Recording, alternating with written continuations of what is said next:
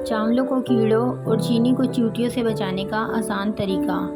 चावलों को कीड़ा लगने से बचाना चाहते हैं तो चावलों में एक अदद लौंग रख दें, इससे चावलों को कीड़ा नहीं लगेगा। चीनी के डब्बे में भी एक अदद लौंग रख दी जाए तो चींटियाँ नहीं आएंगी।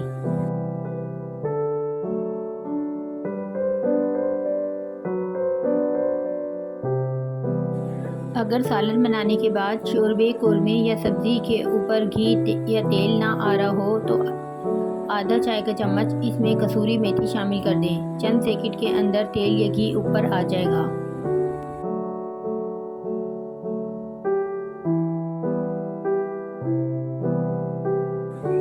अगर आपके चांदी का जेवर काला हो गया है तो इस पर टूथपेस्ट लगाकर अच्छी तरह मलें और धो लें।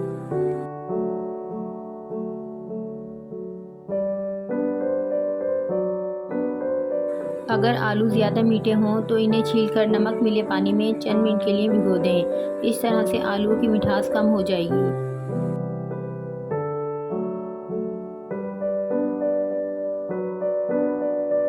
नरम पूरियां बनाने के लिए पूरियों के आटे को दूध से नरम गूंदें तो पूरियां बहुत अच्छी बनेंगी।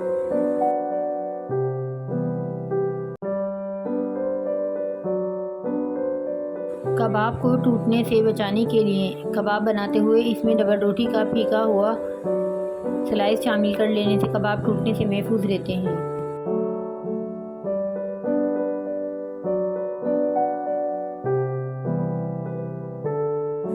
अगर बिरयानी के चावल नीचे से लग जाते हैं तो देगची की तली में तेल और दही की तेल लगाकर ऊपर से चावल डालें तो चावल नीचे से नहीं लगेंगे।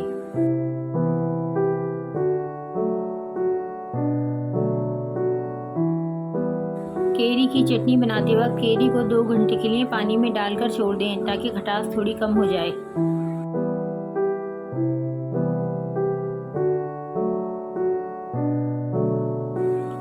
रमज़ान में कच्ची लस्सी का इस्तेमाल। रमज़ान और खुसूसन सेहरी में कच्ची लस्सी का इस्तेमाल निहायत मुफीद होता है। ये जिस्म में पानी की कमी को पूरा करती है और रोज़े में प्यास लगने से बचाती है। ये हाज़मे को तेज़ करती है और तेज़ाबियत को ख़त्म करती है।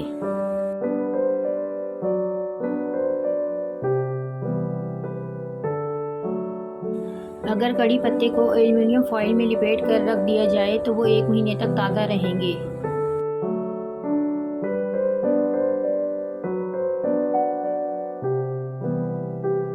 सेब या आलू छीलकर काट कर रखें तो इनका रंग तब्दील हो जाता है। इससे बचने के लिए इनको काट कर ठंडे पानी में डालकर रखें और 2 कतरे नींबू निचोड़ें, रंग तब्दील नहीं होगा।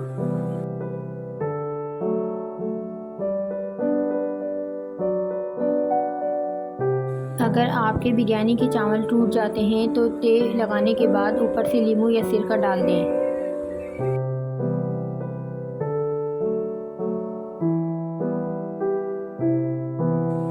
कीमे की रोटी को कैसे फ्रीज कर सकते हैं। जब इसे फ्रीज करें तो मैदा छिड़क कर बटर पेपर पर रखें ताकि वो चिपके नहीं, और इसे कच्चा पक्का भी फ्रीज किया जा सकता है। 1 मिनट तक तवे पर अलट पलट करके फ्रीज कर दें। 20-25 दिन तक ख़राब नहीं होगा।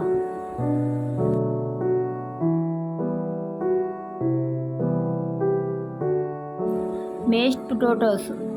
जब भी आप मैश्ड पोटैटोस बना रहे हों तो आलू हमेशा छिलका उतार कर उबालें। अगर आपने आलू को छिलके के साथ उबाला तो मैश्ड पोटैटोस अच्छे नहीं बनेंगे क्योंकि आलू चिकना हो जाएगा और चिकनाई छोड़ देगा।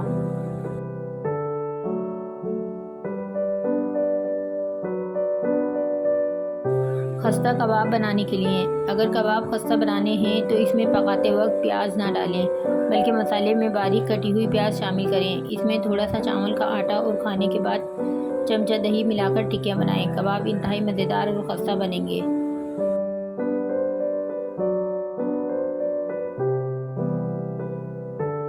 अगर इस्त्री की सतह जल गई है तो सिरके में हम मिकदार नमक मिलाकर गर्म करें। इससे ठंडी इस्त्री की सतह रगड़ कर साफ करें।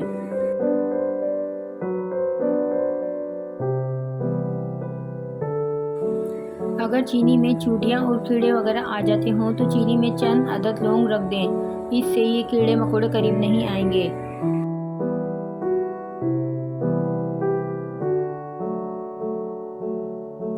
गोश्त जल्दी गलाने के लिए खरबूजे के छिलके सुखाएं और इसे पीस कर रख लें। जब गोश्त जल्दी गलाना मकसूद हो तो इसमें 3 से 4 चुटकी डालें, गोश्त जल्दी गल जाएगा।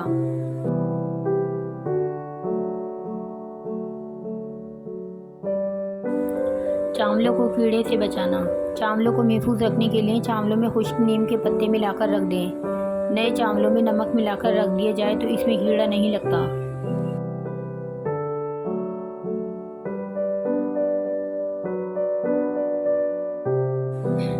कारआमद और आजमूदा घरेलू टोटके।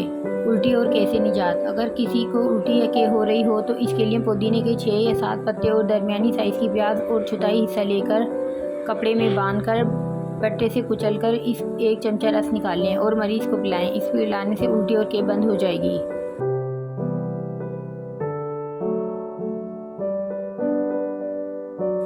लीमू के छिलके खुश्क करके सुखा लें, बाद में इनका सफ़ूफ बना लें। बर्तन को धोकर चमकाने के काम आता है।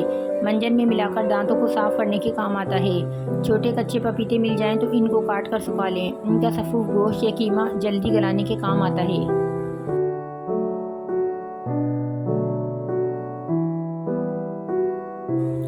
जब भी आप खरबूजा या खरबूजे का शेक बना रहे हों तो इसमें लीमू और थोड़ी सी अदरक का इस्तेमाल करें। इससे हैज़े से महफूज रहा जा सकता है।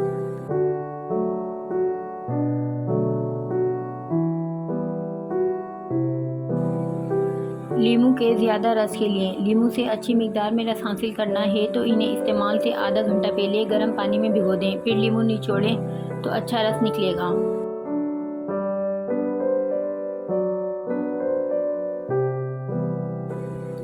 प्याज की बू को हाथों और सब्ज़ी काटने के तख्ते से दूर करने के लिए लीमू के टुकड़े से रगड़ें, इसके बाद पानी से धो लें।